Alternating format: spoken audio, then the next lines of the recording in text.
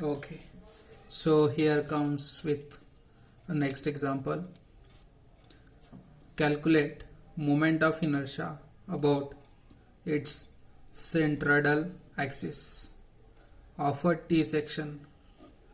Which section is asked? T section. So figure should be of T section. Okay, so we have to find out moment of inertia of T section about both axes.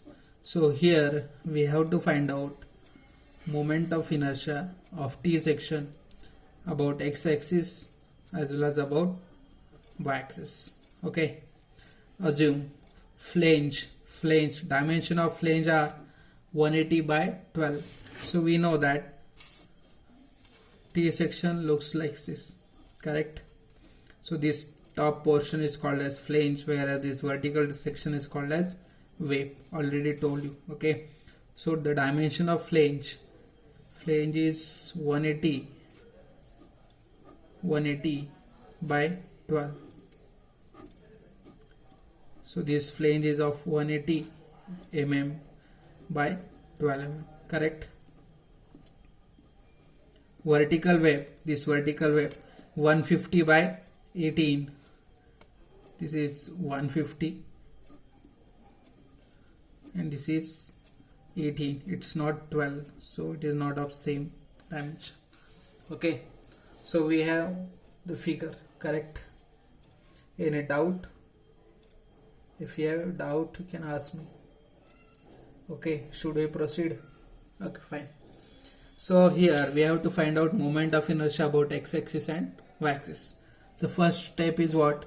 In step 1 we find area of corresponding sections. So we can divide this figure into two parts, correct? First, second. Let's say this is first section, this is second. So what is the area of first section? 180 into 12. Why? It is your rectangle, correct? 180 into 12, 2160 mm square. In the similar way, area A2 will be 18 into 150. 18 into 150, correct? Okay, it is 2700. So we have to divide the figure into two sections, then find out area A1 A2 by formula B into D. Okay, next is we required centroid, that is x bar and y bar. Now before that, let us draw a reference axis. We always draw a reference axis in such a way that your figure should lie in first quadrant. म्हणजे reference axis कुठे असला पाहिजे? Extreme लेफ्टला, correct आहे का? हा झाला reference point, बरोबर. आता इथे काढून चालणार नाही, फर्स्ट सेक्शन मध्ये फिगर दिसणार नाही, correct. So we always draw a reference axis in such a way that your figure should lie in first quadrant, or you can say it should be on the extreme left hand side. Okay, so we have done with that. Now next part is we have to find out x bar and y bar. Before that, let's see if we cut this figure vertically from center. अगर हम लोगों ने इसको centre से cut कर दिया, in that case we'll get two equal parts. See, if I cut this figure like this, we'll get two equal parts. So can I say this figure is symmetrical about y axis? जर मी याला vertically cut केलं centre पासून तर दोन equal part होतील, आणि असं होत असेल तर आपण काय म्हणतो की ही फिगर सिमेट्रिकल आहे. कुठल्या ऍक्सिसला? वाय ऍक्सिसला. मग जर फिगर सिमेट्रिकल असेल वाय ऍक्सिसला तर आपल्याला काय मिळतं? Direct X bar. शिकलो आपण एक्स बार, तो किती असेल?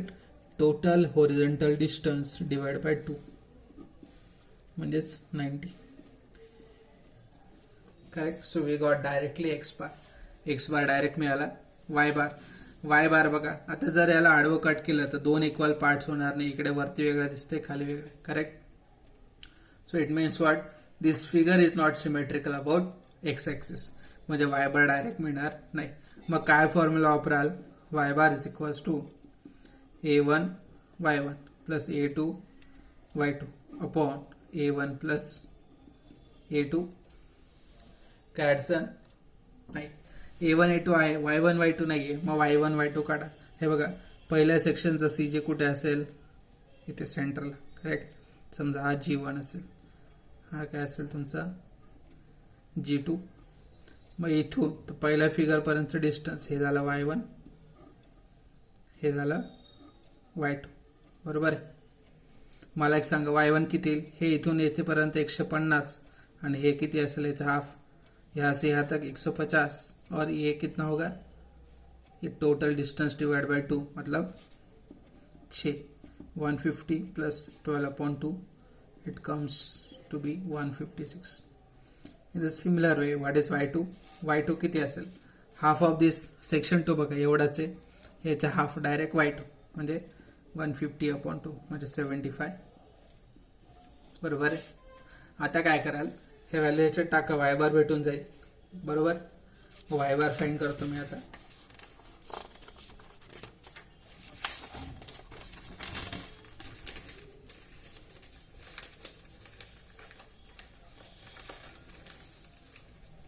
Therefore, y bar is equals to A1 into Y1, 2160 into 156 plus A2 Y2 upon A1 plus A2. बरोबर आहे. कॅल्क्युलेट टाका, y bar 111 111. करेक्ट आहे. बरोबर आहे.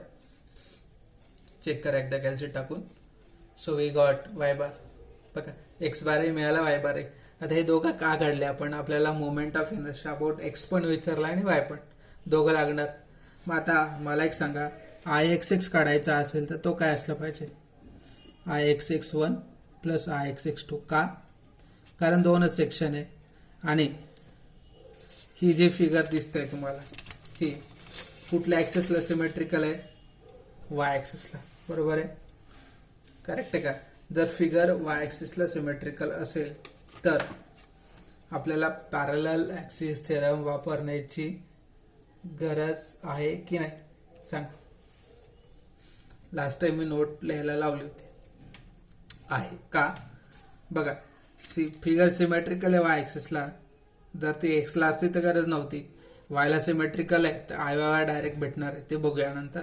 पण ही फिगर एक्स ॲक्सिसला सिमेट्रिकल नाही म्हणजे पॅरलल ॲक्सिस थेरम वापरावा लागेल. काय असतो तो, IG1 plus A1 H1 square, IG2 plus A2 H2 square. आता बघा moment of inertia about x असेल तर BD3/12 BD3/12 A1 A2. पण H1 H2 नाही आहे, मग H1 H2 काढा. H1 काय असतं, वाय बार मायनस Y1. का, आपण एक्स काढताना वाय बार घेतो. करेक्ट आहे. 111 वजा Y1 किती आहे, 156. जे काय ते बघा 45. H2 वाय बार मायनस Y2. Y2 किती आहे, 75. Correct. 36. Okay. So we got H1 H2. टाका आता. IG1 म्हणजे काय, BD3/12 अबाउट एक्स आहे ना, मग BD3/12. पहिली सेक्शन बघा, पहिलं सेक्शन केवढा होता, हा बी किती आहे 180, डेप किती आहे 12. So can I write here 180 into 12 cube BD3/12 plus A1 H1 square. बरं आहे. प्लस IG2 सेकंड सेक्शनचं moment of inertia about X, BD3/12 B 18, depth 150. BD3/12 plus A2 Y2 H2 square. Calculate टाका, चेक करा किती आहे answer. 12.95 into 10⁻⁶. Okay. Correct आहे काय. आता काय काढायचं, moment of inertia about Y axis. बरोबर आहे. IY1 plus IY2. आता बघा इथे पॅरलल ॲक्सिस थेरम जरी वापरला तरी तुमचं चुकणार नाही. का, कारण पॅरलॅक्सिस थेरमने इथे काय लिहिणार मी, IG1 plus A1 H1 square, IG2 plus A2 H2 square, IG1 IG2 DB cube upon 12 आणि DB क्यूब अपॉन 12. पण इथे H काय असेल, एक्स बार मायनस x1. पण तुमचा एक्स बार आणि x1 हे दोघं सारखेच आहे, मग ते मायनस झालं तर काय, 0, म्हणजे पुढची टर्म 0 होते, बरोबर. म्हणून काय सांगितलं मी, जर फिगर सिमेट्रिकल आहे वाय ॲक्सिसला तर तुम्हाला डायरेक्ट पॅरलॅक्सिस थेरम वापरायची गरज नाही. मग काय, direct DB cube upon 12 DB cube upon 12 आणि इथे पण DB क्यूब अपॉन 12. मग पहिल्या सेक्शनसाठी डेप्थ किती आहे, चेक करा डेप्थ किती आहे, आपण बघूया. Depth is 12, width is 18, 180. 12 into 180 cube upon 12. दुसऱ्या सेक्शनसाठी डेप्थ किती आहे, 150, विड्थ किती आहे, 18 चा क्यूब अपॉन 12. कॅल्क्युलेट टाका, किती येते बघा, 5.9 इंटू 10⁻⁶ mm⁴. थोडक्यात काय, इथून महत्वाचं काय, if section is symmetrical about y axis there is no need to use parallaxis theorem. ठीक आहे, लक्षात. जर एखादा सेक्शन सिमेट्रिकल असेल एक्सला किंवा वायला तर त्याच्या करस्पॉन्डिंग पॅरलॅक्सिस थेरम वापरायची गरज नसते, डायरेक्ट DB क्यूब बाय 12 आणि आय ॲक्सिस असेल तर BD क्यूब बाय 12. पण सेक्शन सिमेट्रिकल नसेल त्या ॲक्सिसला तर तिथे काय वापरायचं, पॅरलल ॲक्सिस थिअरम. लक्षात, सोपं आहे. ओके, अजून एक, जी मुलं नवीन बघताय व्हिडिओ त्यांनी आधीचे व्हिडिओ बघा तरच तुम्हाला समजेल. Okay, starting from first lecture तुम्ही अभ्यास करत जा तर तुम्हाला मोमेंट ऑफ इनर्शिया समजायला लागेल. We are almost up to the finalization of this chapter. संपत आलंय चॅप्टर. मी याच्या थिअरीच्या नोट्स तुम्हाला शेअर करणार आहे व्हॉट्सअप ग्रुपला. Those who want to join class can text me. ठीक आहे, तुमच्या मित्रांनाही मेसेज पाठवा. Okay, thank you, bye.